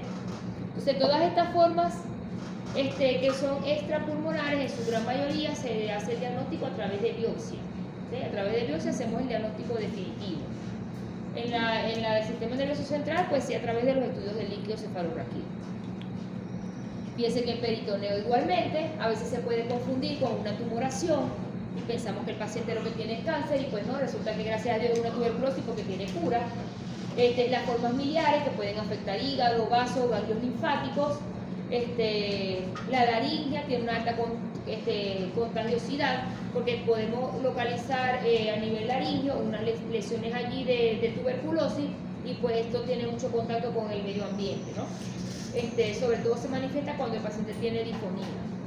Y hay otras localizaciones que son menos frecuentes, por ejemplo, fíjense que a nivel de oído, los otorrinos no se escapan, los que quieren hacer oftalmología, también hay TBC ocular, les informo, en el 1%, y a nivel de glándula suprarrenal puede ocasionar enfermedad de Addison o insuficiencia suprarrenal. En tiroides, mastitis, tuberculosis, una vez tuvimos una paciente con una mastitis tuberculosa que pensaron que era un CA de mama, pero no, la biopsia reportó que era tuberculosis a beneficio de la paciente. Y las manifestaciones clínicas también, hay algunos pacientes que se les ha hecho su diagnóstico, pero pueden quedar con secuelas post-tuberculosis, ¿okay? Sobre todo si el diagnóstico es tardío, produce más lesiones a nivel, que el paciente ya tenga muchas lesiones a nivel pulmonar, eso normalmente puede dejar secuelas. Matamos el bacilo, pero quedaron secuelas a nivel pulmonar, como el fibrotórax, puede haber engrosamiento de la pleura, que quede de forma residual, bronquiectasias, que son dilataciones anormales en los bronquios, pueden haber calcificaciones, y lesiones cavitadas que incluso pueden ser secuelares. Hay pacientes que quedan con esa cavidad allí ya como secuela, ya no tienen el bacilo, ya están negativos, pero les quedó ese huequito ahí. Y esa cavidad que queda allí es un medio que puede favorecer a la colonización de aspergillus, que es un hongo. ¿Okay? Ese paciente puede colonizar con aspergilosis. La radiografía de tórax, como le dije, es variable, ¿ok? En la radiografía de tórax podemos tener, fíjense que aquí no vemos ninguna caverna, sino que vemos que hay como un infiltrado neumónico, ¿ok? Pero también vemos acá que hay el mediastino, está ensanchado. Aquí el compromiso de ganglios, ¿ok? Esto es típico de una primoinfección tuberculosa. O sea que vemos afección parenquimatosa con afección ganglionar, sospechar de tuberculosis de una primoinfección. Este es el caso de una paciente femenina de 13 años de edad. Vemos también aquí otra primoinfección tuberculosa. Fíjense que no vemos imágenes de caverna, pero sí vemos aquí un infiltradito como si hubiese una neumonía de este lado derecho. Ese paciente que según tiene neumonía, pero no mejora, le colocaron sus antibióticos, no mejora, hay que sospechar que pueda ser tuberculosis. Aquí vemos también otra infección con componente parenquimatosis, pareciera también haber compromiso ganglionar a nivel del ilio derecho. También la tuberculosis la podemos ver así, como un infiltrado aquí neumónico. Fíjense que hemos encontrado cavernas y todas son tuberculosis. O sea, caverna no es igual a tuberculosis. Esto aquí es una paciente también con una neumonía izquierda que le había colocado antibióticos y tal y no mejoraba y resulta que bueno, terminó siendo una tuberculosis. También podemos ver la tuberculosis así, como un derrame pleural. En el caso, fíjense que en este caso se le hicieron las pruebas al paciente y pues fue un derrame pleural por tuberculosis. Entonces no siempre vamos a ver las lesiones pulmonares típicas, sino que también lo podemos manifestar así con el derrame. En este caso vemos una neumonía del lóbulo superior. Cuando vean que hay un paciente que tenga infiltrado en el lóbulo superiores, pidan los becas de Puto para verificar si es tuberculosis o no, ¿okay? Y en este caso, a pesar de que no se veía una caverna, sino un patrón alveolar, una consolidación en el lóbulo superior, pues se hizo la vaciloscopia y resultó que fue positivo para tuberculosis. Cuando está alojada en los lóbulos superiores es más frecuente que sea una postprimaria. Aquí sí vemos una radiografía postprimaria, que es más típica, está ubicada en los lóbulos superiores también, y fíjense que hay áreas de aclaramiento en su interior. Esto es más típico y aquí hay necrosis de ese material, de ese tejido inflamatorio. Aquí vemos ya cavidades, ¿ok?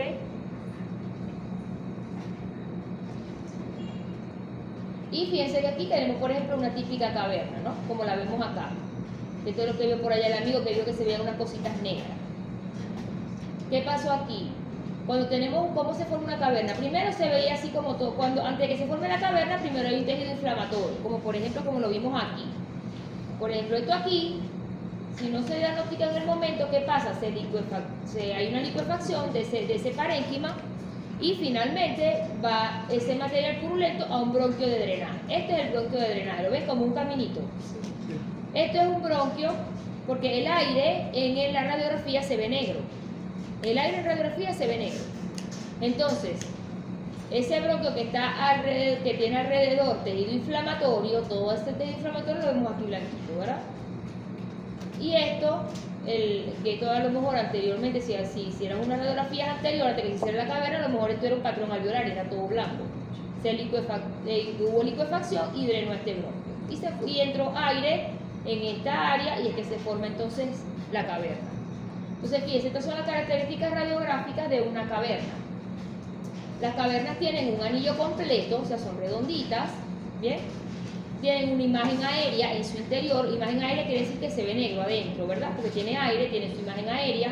Puede haber un nivel líquido, o sea, a veces vemos aquí una rayita que es pequeñita, o sea, no es hasta el medio, porque a diferencia de los accesos pulmonares, cuando vean acceso, ven que en el acceso también es así redondeado, pero tiene una línea muy marcada aquí en todo el medio, que es blanco. Aquí no, aquí puede haber un nivel muy pequeñito abajo. Y casi siempre podemos identificar un bronquio de drenaje, como en este caso. Entonces, esto es una típica caverna de tuberculosis. Solamente hablamos de caverna para tuberculosis, ¿ok? Si yo tengo un paciente que le veo una caverna allí, pero no estoy segura si es tuberculosis, no sé si es el diagnóstico, tal, puedo hablar de cavidad. Cavidad, ¿ok? Porque hay otras neumonías. La tuberculosis es una neumonía, realmente es una neumonía necrotizante, ¿ok? Pasa a ser dentro del grupo de las neumonías necrotizantes, pero hay otros patógenos que me pueden dar neumonías necrotizantes, como la Klebsiella, la Pseudomonas, el estafilococo. Pero cuando ellos también pueden hacer cavidades. Pero la caverna le está como confinada, es más específica para tuberculosis. En este caso que está acá, no solamente tenemos la caverna, sino que tenemos en este caso un neumotórax del lado derecho. Esto que está aquí, fíjense que en este lado no vemos parénquima pulmonar, esto está muy negro aquí, ¿verdad? No lo vemos como esto. Esto aquí está muy negro y aquí vemos esto como blanco aquí bien delimitado. Este es el pulmón colapsado, que está desplazado por el aire que está fuera del pulmón. Entonces fíjense que tenemos un neumotórax y dentro de eso vemos que, dentro de ese pulmón colapsado vemos que hay una cavidad aquí. ¿Ok? Pero entonces fíjense que en tuberculosis podemos tener hasta un neumotórax y ser tuberculosis. Podemos tener un infiltrado pulmonar parecido a una neumonía y es tuberculosis. La caverna es lo más típico, pero no siempre lo vamos a ver así. Esta es la presentación de la tuberculosis miliar. Les recuerdo que la tuberculosis miliar, la diseminación es linfática y hemática. Hay afección de toda la parte linfática y pues como hay afección del tejido linfático, pues vamos a ver micronódulos de todo el recorrido de los linfáticos pulmonares y no solamente afecta la parte pulmonar, también afecta a nivel abdominal, incluso a nivel del sistema nervioso. Y en la miliar vamos a ver es un patrón intersticial micronodular, vamos a ver micronódulos que es difuso y es bilateral. Fíjense que no es en una sola parte del pulmón, es bilateral, los micronódulos aquí y aquí. Si ustedes ven es como si agarráramos una cabecita de alfiler y agarráramos la radiografía y empezáramos a hacer puntico. Esos punticos que nosotros vemos que son blancos, ¿okay? Que son radiopacos, eso se llama micronódulo. Entonces vemos un patrón intersticial, micronodular, difuso bilateral. ¿Okay? Esto es un patrón típico de una tuberculosis miliar. En el laboratorio, nosotros decimos que en tuberculosis hay un matrimonio diabólico. Así lo decía nuestro profesor Adolfo Urrutia, que en paz descanse. El matrimonio diabólico en tuberculosis es la tuberculosis con el VIH. Ellos son un matrimonio diabólico, son tóxicos. Y eso porque se los hago saber, para que ustedes recuerden que siempre en todo paciente con tuberculosis debemos solicitar VIH, siempre. Y en todo paciente con VIH debemos hacer el descarte de tuberculosis, ¿ok? Porque son patologías que están muy de la mano, y más en nuestro medio donde hay tanta tuberculosis. Entonces, bueno, la tuberculosis y el VIH son un matrimonio diabólico, así que todo paciente con tuberculosis debemos hacer pruebas de VIH y viceversa. Tenemos diferentes pruebas en tuberculosis de acuerdo a las formas clínicas que estamos buscando, ¿ok? Para el diagnóstico de tuberculosis latente, tengo dos pruebas. Tengo la del PPD, que es el péptido, PPD significa péptido proteico purificado, ¿ok? Esto se hace a través de bacterias muertas de TBC y se inyecta a nivel subcutáneo esa sustancia y se hace una lectura 72 horas después. El PPD, cuando es positivo, hace un abón debajo de lo que se mide es el abón, no el enrojecimiento de la piel, ¿ok? Se mide el abón. Y cuando ese abón, dependiendo si el paciente está inmunosuprimido o no, en algunos casos se toma positivo cuando es mayor a 5, en otros casos se toma positivo cuando es mayor a 10 y en otros casos mayor a 15. En nuestro medio que hay tanta tuberculosis, mayor a 10. Y en los pacientes inmunosuprimidos, por ejemplo con VIH ya mayor a 5, es positivo. El PPD lo hacen actualmente en nuestro medio en sanidad. Es la única parte donde tienen PPD. Aquí tuvimos muchos años sin PPD, ya desde el año pasado más o menos, ya llegó otra vez PPD, se hace en algunos casos en sanidad. El tener un PPD positivo no es igual a estar enfermo, ¿ok? El PPD positivo lo que nos indica es que nos hemos infectado del bacilo. Si no tenemos ningún síntoma y tenemos PPD positivo, entonces ¿qué diagnóstico tenemos? Tuberculosis latente. Tuberculosis latente. Si yo no tengo síntomas y me hago un PPD está positivo, entonces tengo tuberculosis latente. ¿Ok? Ya yo tengo tuberculosis latente. ¿Y ahora qué hago? Si no tengo ninguna inmunosupresión ni nada, me quedo quieta. Ahora, si tengo algún factor de riesgo para poder desarrollar la enfermedad, entonces tengo que tomar un tratamiento preventivo, que es la quimioprofilaxis. ¿Ok? Hay otra prueba que es para el diagnóstico de tuberculosis latente, que es la prueba IGRA. Es una prueba de liberación de interferón gamma, es una prueba que se hace en sangre, y mide el interferón gamma, y eso también nos va a diagnosticar latencia. Cuando está positivo el IGRA, eso nos va a dar diagnóstico de TBC latente. Doctora, pero ¿cuál es mejor, el IGRA o el PPD? Realmente ambos son buenos. El IGRA es un poco más específico, da menos falsos negativos en comparación con el PPD. Y realmente el costo es bastante... El IGRA es una prueba diagnóstica de alto costo. O sea, un IGRA puede costar aproximadamente entre 80 y 120 dólares, más o menos, una prueba de IGRA. Esta prueba de IGRA no se hace a nivel público, ¿ok? El PPD sí lo hacen a nivel público, solamente en sanidad.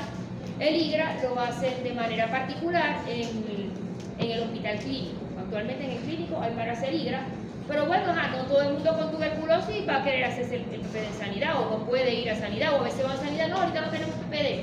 Y necesitamos saber si tiene TBC latente, tenemos la opción del IGRA, ¿ok? Entonces, bueno, tanto el IGRA como PPD nos da diagnóstico de infección, más no de enfermedad. Eso es importante, porque a veces, no, mira que este niño tiene PPD positivo, hay que darle tratamiento de tuberculosis, ya va. El niño está enfermo, tiene síntomas, tiene lesiones pulmonares, tiene alguna otra cosa, tiene un VIH positivo, qué sé yo. Ahí es cuando nosotros tenemos que evaluar si está enfermo o no. ¿Ok? Esto es solo para el diagnóstico de TBC latente, tanto PPD como IGRA. Y fíjense que la medición del PPD puede variar dependiendo de los individuos. En los pacientes que están inmunosuprimidos con VIH ya mayor a 5 el PPD es positivo.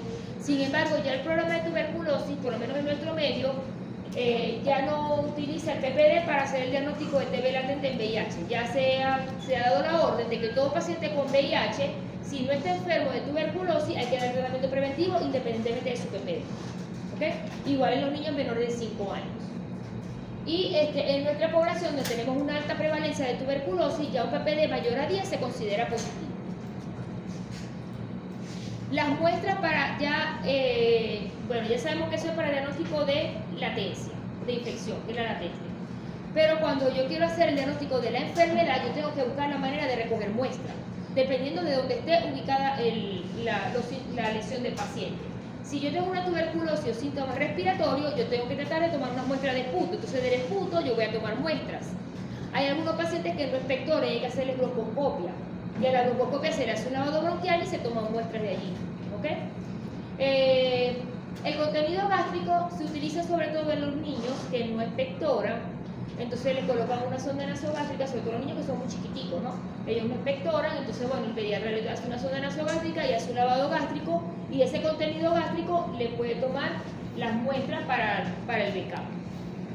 De líquidos corporales como la orina también se pueden tomar muestras, de líquido pleural si hay derrame pleural, de líquido peritoneal si hay líquido en peritoneo, de líquido cefalorraquídeo, del pericárdico, o sea, de los líquidos donde uno esté sospechando que haya TB. Y también de los fragmentos de tejido, por ejemplo, si yo tomo una biopsia de ganglio, porque sospecho que sea una TBC ganglionar, se le hace la biopsia y eso se le hace la coloración de Sil-Nielsen, ¿ok? Para ver si está positivo para TBC. También hay muestras, ahorita el GeneXpert es una prueba molecular para tuberculosis, tiene más alta sensibilidad, la hacen en sanidad, y también incluso se pueden tomar muestras de heces en los niños sobre todo para el diagnóstico también de TBC. Porque los niños, ellos no expectoran, entonces ellos se degluten los bacilos, pueden deglutir y pueden aparecer de pronto en el contenido gástrico o en las heces. Entonces, para confirmar el diagnóstico de la enfermedad, el diagnóstico bacteriológico o microbiológico, tenemos, digamos, en líneas generales estas tres opciones. La baciloscopia, que es el famoso BK de esputo, BK con B larga, por favor, porque me ha pasado. Doctora, BK que con B corta, no.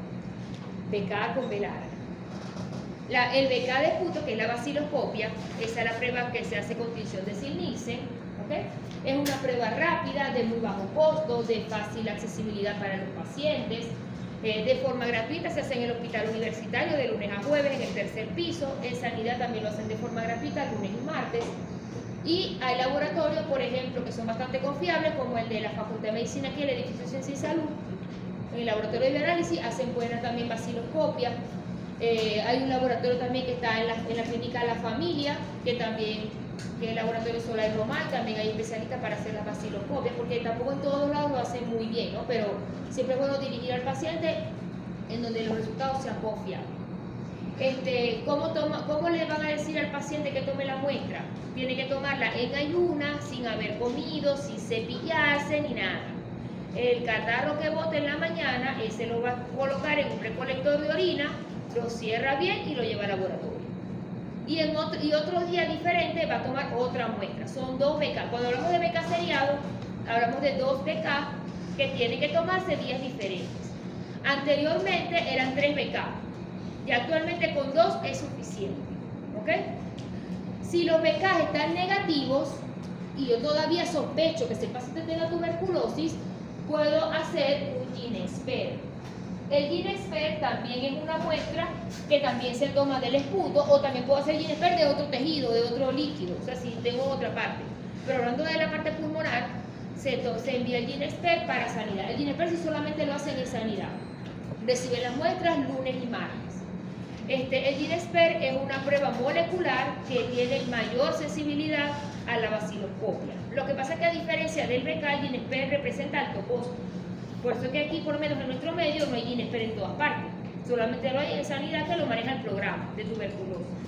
Pero a lo mejor si ustedes van a trabajar de pronto, no sé, en Colombia, en Chile, en otro país, ¿ok? De pronto tengan GeneXpert en cada hospital. Y en vez de hacerle BK, le hacen de una vez GeneXpert, porque la accesibilidad es mucho mayor, ¿ok? Pero el costo es más alto costo el GeneXpert que el BK. Y el cultivo, si es el gol estándar, eso no es un diagnóstico definitivo porque nos va a aislar exactamente si es Mycobacterium del complejo Mycobacterium tuberculosis. ¿Ok? Pero el cultivo no lo utilizamos de forma rutinaria en el momento de hacer el diagnóstico porque recuerden que se tarda hasta 2 meses. Entonces, si yo tengo, por ejemplo, un paciente que tenga BK positivo, tiene BK positivo, 3 cruces, y de pronto también le hice un GeneXpert, porque el GeneXpert también tiene ciertas indicaciones. Por ejemplo, el GeneXpert no solamente nos va a dar el diagnóstico, o sea, nos va a detectar el bacilo, sino que nos va a dar la sensibilidad a algunas drogas. en el que el Ginexpert que hay aquí nos va a detectar si ese bacilo es sensible a la rifampicina.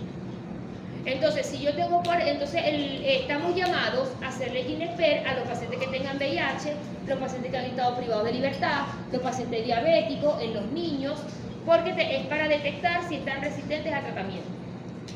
Entonces, si por ejemplo yo tengo un paciente que me llegó con BK 3 cruces y le hice un Ginexpert y el Ginexpert me dio negativo, ¿tendrá tuberculosis el paciente?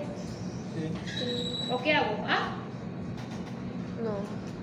Eso es Tenía síntomas el paciente, tenía infiltrado en la radiografía, el BK está a 3 cruces. A la broma, pero le hice el Ginexpert porque el paciente de pronto tiene, no sé, HIV y le mandé a hacer un Ginexpert y me resulta que el Ginexpert está no detectado. Está mal hecho el Ginexpert. Está mal eso el Ginexpert, dicen por aquí, ¿qué puede ser? ¿Qué más? ¿Qué se les ocurre? Influenza. Tiene tuberculosis, le pongo tratamiento, hago alguna otra cosa, llamo a un amigo. que tiene tuberculosis. Por aquí dicen que tiene tuberculosis y que le empecemos el tratamiento. ¿Alguien otra opinión? Se le puede hacer el cultivo. ¿Por qué? Bueno, en el caso de porque dio el BK positivo y el Ginexpert negativo. Porque el cultivo está dando. Ajá, Y se porque puede quisiera perder. confirmar con el Se puede cultivo Bueno, pero ¿qué micobacteria es? para ver qué micobacteria es. Eso está muy bien. ¿Por qué? Porque el Ginexpert para tuberculosis es una prueba molecular que me va a reconocer solamente las del complejo Mycobacterium tuberculosis. Si yo tengo una micobacteria atípica, no tuberculosa, me puede dar un BK positivo. ¿Ya? Y el Ginexpert me sale negativo. Entonces, si yo tengo un BK positivo con Ginexpert negativo, yo tengo que sospechar que sea una micobacteria no tuberculosa. ¿Y cómo verifico eso? A través del cultivo. ¿Ok? Pero el cultivo, recuerden que se tarda 1 mes y medio, 2 meses el resultado. ¿Ok? Excelente. Entonces, fíjense que la muestra hay que tratar, que hay que explicarle al paciente que trate de que la muestra no sea de saliva, porque de saliva de verdad que eso no sirve. Tiene que tratar de que haya moco dentro de la muestra. Lo ideal es que se tome la muestra antes de iniciar cualquier antibiótico. Si yo sospecho que mi paciente tiene tuberculosis y de pronto, pero bueno, no sé si tiene una neumonía, una tuberculosis y necesito colocarle antibiótico, por favor no le pongan quinolona ni le pongan macrólido, porque eso me puede negativizar el BK y entonces se retrasa el diagnóstico. Recuerden que la levofloxacina, moxifloxacina son antibióticos de segunda línea en tuberculosis, y eso puede negativizar el BK. Entonces me retrasa aún más el diagnóstico. Si necesitamos usar algún antibiótico, pues que sea de otra familia. Y tratar de tomar las muestras antes de haber iniciado la antibiótico-terapia. Los cultivos es el gol estándar para el diagnóstico porque evidentemente nos va a dar el diagnóstico definitivo, el nombre y apellido de la micobacteria, pero bueno, tiene una alta sensibilidad, pero ya sabemos que pues tiene no se hace digamos en todos los pacientes porque evidentemente se retrasa el tratamiento y el diagnóstico. El Ginexpert es una prueba molecular, de reacción en cadena polimerasa, está aprobada por la OMS, una sensibilidad alta de más de un 90%, puede detectar el bacilo con una mínima cantidad de carga bacilar en la muestra, no reemplaza el cultivo porque no te dice qué micobacteria es.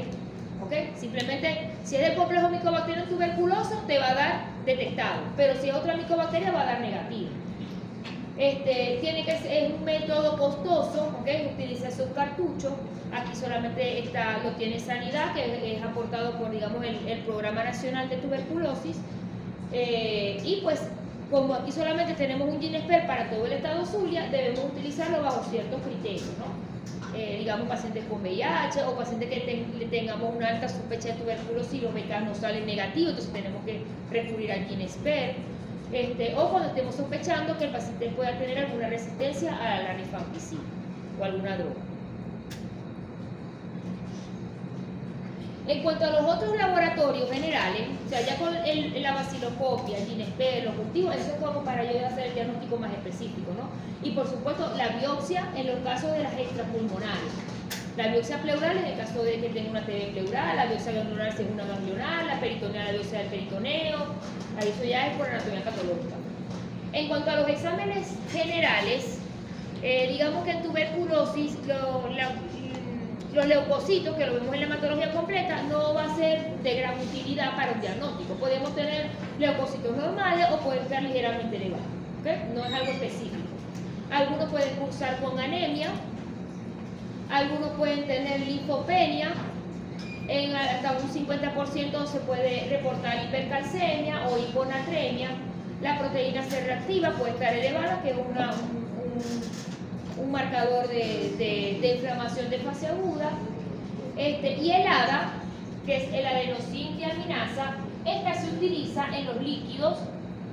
Por ejemplo, si tengo un derrame pleural o en el líquido peritoneal o en el líquido cefalorraquídeo, puedo solicitar un ADA porque me orienta bastante en el diagnóstico de TBC. Cuando tengo un ADA mayor a 10 en el líquido cefalorraquídeo, ya eso es subjetivo de TBC. ¿Okay? ADA mayor a 10 para el líquido cefalorraquídeo y para el líquido pleural mayor a 40. Mayor a 40 del ADA también es subjetivo de TB. Una pregunta, ¿eso ayuda a diferenciar entre un empiema tuberculoso y una tuberculosis general? El empiema tuberculoso, primero el aspecto, ¿no? En el empiema tuberculoso tú vas a ver que hay lesiones pulmonares en la radiografía y aparte hay derrame. Y cuando tomas la muestra del líquido, el empiema tuberculoso, el material es purulento. Es purulento y cuando le haces la baciloscopia, como es rico en bacilo, porque es una caverna que drenó la pleura, el BK te sale positivo.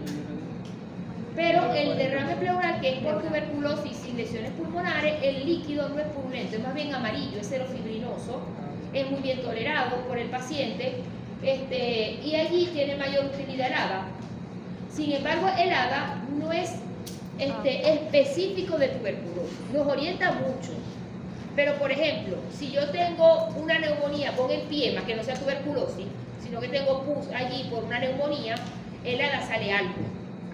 Y no quiere decir que sea tuberculosis, tengo que contextualizar la clínica. Recuerden que siempre los paraclínicos es algo que yo tengo que complementar con lo que yo evalúo en mi paciente. Si yo tengo una neumonía con derrame pleural por una bacteria y tengo un empiema por una bacteria, me puede dar un ADA alto. ¿Ok? Pero si de pronto yo tengo un paciente, o también los linfomas, también pueden dar un ADA alto. Los pacientes que tengan linfomas, neoplasia, pueden dar un ADA alto en el líquido. Pero si, por ejemplo, yo tengo un paciente que estuvo privado de libertad, tiene 25 años, ha venido con pérdida de peso, tos crónica, fiebre vespertina y tiene una radiografía, un derrame pleural, le hago una toracocentesis y en el líquido pleural los linfocitos están altos, porque en la tuberculosis pleural los linfocitos están altos en el líquido. Y es un exudado con linfocitos altos. Y el ADA está mayor a 40, ¿qué va a hacer eso? Una tuberculosis. Entonces ahí yo estoy asociando la parte epidemiológica, la clínica, la radiografía y los estudios del líquido. Y ya yo con eso hago diagnóstico. Pero ¿qué me da un diagnóstico definitivo para la TB pleural? La biopsia. Si le hago una biopsia, bueno, me va a salir el granuloma caseificado, granuloma gaseoso, que es típico de TBC. ¿Okay? Incluso se le hace la coloración de Sid-Nielsen y puede dar positivo a la Sid-Nielsen. El pronóstico en tuberculosis, bueno, después que inicia el tratamiento, fíjense que la recuperación es muy buena, ¿okay? El pronóstico es bueno, después que el paciente en verdad se hace su diagnóstico oportuno y inicia su tratamiento. La tasa de mortalidad sí puede ser alta en los casos que no son tratados. La TBC miliar sí tiene un peor pronóstico. Mientras más retrasemos el medicamento antituberculoso, va a haber peor pronóstico en los pacientes. Y cuando el paciente tiene cuadros concomitantes con inmunosupresiones severas por VIH, también el pronóstico suele ser peor, sobre todo si es un paciente, porque hay un paciente con VIH que toma su tratamiento retroviral y nunca le da tuberculosis, o si le da tuberculosis, le da como a cualquiera de nosotros. ¿Ok? Pero en los pacientes que tienen VIH y no toman el tratamiento antirretroviral, lo abandonaron, etcétera, que están muy inmunosuprimidos, en ellos sí puede ser de muy mal pronóstico. Los pacientes con tuberculosis, ¿cuál puede ser la causa de muerte? Pues algunos pueden hacer hemorragias pulmonares masivas, insuficiencia respiratoria, algunos hacen arritmias cardíacas. Y también hay muchos estudios que están relacionando la coexistencia entre TB pulmonar y cáncer de pulmón, que en esas cicatrices que deja la tuberculosis puede allí después desarrollarse un carcinoma. La BCG es la vacuna que tenemos para la tuberculosis. Esta es una vacuna que se creó a partir del Mycobacterium bovis. Es una vacuna que también tiene muchísimos años. Se está trabajando en nuevas vacunas para tuberculosis. Ojalá que las tengamos en los próximos años. Porque realmente la BCG es una vacuna que no es que el que la tenga no es para que no le dé tuberculosis, ¿ok? Porque que nosotros tengamos la BCG no quiere decir de que no nos va a dar. Es para evitar las formas graves de tuberculosis, sobre todo en la infancia, ¿ok? Que es cuando hacemos la primoinfección. La BCG hace el papel como si nosotros tuviéramos una primoinfección al nacer, pero que es inocua. Y fíjense, cuando se aplica la BCG se forma una burbuja, una tal, eso es el granuloma, como si lo del pulmón ocurre aquí. Cuando nosotros aplicamos la BCG en el niño, estamos haciendo eso. Ese primer contacto con el bacilo y que se haga el granuloma ahí. ¿Ok? Entonces, por eso evita las formas graves de TB en la infancia. Por eso que en los países donde la incidencia es muy baja, por ejemplo en Norteamérica, en Estados Unidos ellos no utilizan la BCG como vacuna obligatoria al nacer. Pero nosotros que tenemos tanta tuberculosis sí debemos aplicar. Y es importante cuando evalúen al niño, que estén sospechando, verifiquen si tiene BCG o no, porque eso también nos orienta. El tratamiento, bueno, a grosso modo hay tres regímenes de tratamiento. Tenemos el régimen 1, que es el tratamiento del adulto. El régimen 2 es el tratamiento del niño y el régimen 3 es el tratamiento para los pacientes resistentes. El régimen 1, que lo mencionamos al inicio, que es el del adulto, es el que tiene las 4 drogas: isoniazida, rifampicina, etambutol y piracinamida. ¿Ok? Este tratamiento en total, esto tiene 2 fases, fase 1 y fase 2. La fase 2 solamente tiene isoniazida y rifampicina, pero el total del tratamiento dura 6 meses. Y el paciente debe cumplirlo los 6 meses. El régimen 2, que es el pediátrico, fíjense que nada más tiene 3 drogas: isoniazida, rifampicina y piracinamida. También tiene sus 2 fases, ¿ok? Y también se cumple por 6 meses. Y hay un nuevo tratamiento también que aprobado por la OMS en el pediátrico, que en las formas que no son graves se puede aplicar 4 meses de tratamiento. Y el régimen 3 son ya drogas de segunda línea en tuberculosis. Aquí faltan otras más. Se está utilizando mucho la betaquilina dentro del régimen 3, pero este tratamiento ya es más específico, es de acuerdo a la resistencia que tenga cada paciente. Incluso el tratamiento no lo determinamos los neumonólogos ni el que esté trabajando con tisiología al momento del diagnóstico, sino que lo determina el Programa Nacional de Tuberculosis. Ellos hacen las pruebas para esos pacientes, determinan la sensibilidad a las drogas y ellos dicen, bueno, a Juan Pérez le vas a poner esto y esto. Y así tenemos que cumplirse, ¿ok? Es un tratamiento más especializado. Algunos pacientes pueden tener recaídas posterior al tratamiento, o sea, hay algunos pacientes que pueden tener reactivación, porque a veces le van a decir, doctor, ¿y la tuberculosis repite? Sí puede repetir, o sea, después que estamos curados, en algún momento de nuestra vida, si volvemos a caer en inmunosupresión, podemos tener incluso reactivación. No es tan frecuente, pero sí puede pasar. Y algunos pacientes durante el tratamiento pueden abandonar. Y al abandonar el tratamiento, después tengo que verificar si el paciente todavía está positivo, si tengo que volver a reiniciar el tratamiento, si hizo resistencia a los medicamentos, porque eso también es un peligro del abandono, que me haga resistencia. Y bueno, siempre cuando el paciente está en tratamiento se le hace su evolución clínica normalmente mensual. La radiografía no tiene que hacérsela cada rato, es una radiografía de inicio y al final del tratamiento. Y el control de la baciloscopia con el BK sí debe ser mensual. Importante el tratamiento preventivo. Hay diferentes esquemas para el tratamiento preventivo. Tenemos isoniazida solo, pero hay otros tratamientos también que son combinaciones de rifampicina con isoniazida o rifapentina con isoniazida, depende si es adulto o niño. Pero bueno, los pacientes que van a quimioprofilaxis, recuerden que son pacientes que no están enfermos, es decir, que no tienen BK ni nada de eso positivo, ni tienen síntomas. Porque yo puedo tener, por ejemplo, tuberculosis con BK negativos, lo puedo tener, la enfermedad, pero tengo que tener manifestación clínica, cambios radiológicos, tengo que tener epidemiología, etcétera, y yo hago el diagnóstico por allí. Pero en un paciente que no tenga síntomas, pero tiene un PPD o un IGRA positivo, ese que tiene debe ser latente. No tengo síntomas, no tengo alteraciones radiológicas, nada de eso, pero tengo un PPD o un IGRA positivo. Ese paciente yo evalúo, tiene VIH, de pronto es diabético y vive con un familiar que tenga tuberculosis, o es un niñito y la mamá tiene tuberculosis, o es un paciente que está tomando esteroides de forma crónica o va para una terapia biológica. Esos pacientes tengo que colocar entonces la quimioprofilaxis para prevenir de que no me vayan a hacer la forma activa. ¿Ok? Y bueno, recordando nuestro libertador, que es uno también de los que falleció aparentemente por tuberculosis, como dice por allí. Y bueno, y que todos los 24 de marzo celebramos el Día Mundial de la Tuberculosis. ¿Alguna duda? Espero que hayan aprendido un poquito de tuberculosis y que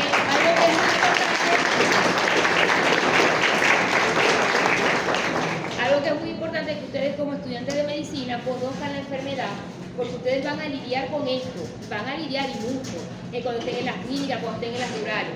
Y algo que todavía no hemos superado en nuestros espacios es el estigma a los tuberculosos. Uy, tiene tuberculosis, este para allá, se me va a pegar, no sé qué más, tal. Trate, nosotros somos personas normales, iguales, ¿ok? Entonces es importante que ustedes, por supuesto se cuiden, se ponen su mascarilla, van a tener tuberculosis, la cosa normal. Pero no es que van a vivir con el paciente, o sea, atiéndanlo como ser humano, ¿ok? Y enséñenle a su familia qué es lo que tiene que hacer con el paciente. Porque a veces, no, doctor, lo metimos para el patio, o lo ponen por allá, o lo rechaza la misma familia, y no puede ser. O sea, tenemos que buscar el apoyo a estos pacientes para que entonces cumplan su tratamiento y no se sientan desplazados por la sociedad. Recuerden que cuando ellos empiezan su tratamiento ya ellos dejan de contagiar. Sobre todo, por ejemplo, a lo mejor podemos ser un poquito más estrictos en el aislamiento el primer mes. No, el primer mes el paciente que duerma solito, que esté allá, que no sé qué, se le hace sus controles, sus cosas. Ya cuando el paciente está negativo ya no contagia. Entonces, ya de pronto cuando ya pasan a la segunda fase de tratamiento, ellos se reintegran a su trabajo. Pero eso es importante que nosotros conozcamos la enfermedad para que nosotros podamos educar también a su familia, porque si no, van a seguir desplazados lamentablemente. Entonces, bueno, gracias por su atención.